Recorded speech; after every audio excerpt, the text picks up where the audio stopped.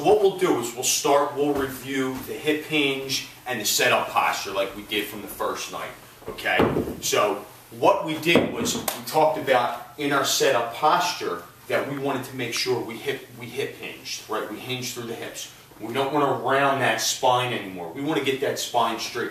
So what we're doing is we're hinging the hips. Down here is where we start the golf, to get into the golf posture. Hip hinge, right? So to do that, if we take the butt and we stick it out a little bit, all right, we drive the glutes back a little bit, good. That gets us in that better spine angle position too. So remember, the idea is this is what we're going for, okay? So we get good hip hinge. Now the thing is, when we do that, remember, we're sticking the butt out a little bit, so we're turning them back muscles on a little bit, okay? So what we have to do is once we get the hips back and get set, we want to take that pelvis and tilt it under a little bit. So we're flat here and we're neutral. So then what we did is we've turned the core muscles on, right? The core muscles are what's going to keep us in our forward flexion. It's going to help us keep our postures. If we had that butt out and keep it out and have the back muscles fire, remember, that stands us up.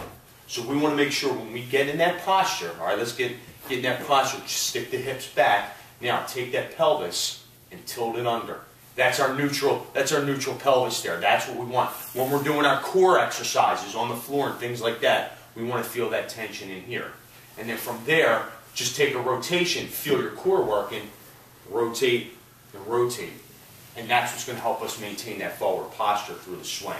Okay, so that's the first thing I wanted to go over, and to me that's the most important thing. The more you practice that, that becomes just a regular ritual. You'll do that automatically. You won't even have to think about it. You know, you just get up over the ball and boom, you go. Okay. First couple times, it's going to take a while to get used to that, getting the hips back and setting up. But once you get used to that, that becomes unconscious competence, and you just get right into that posture, and you'll maintain it. Okay.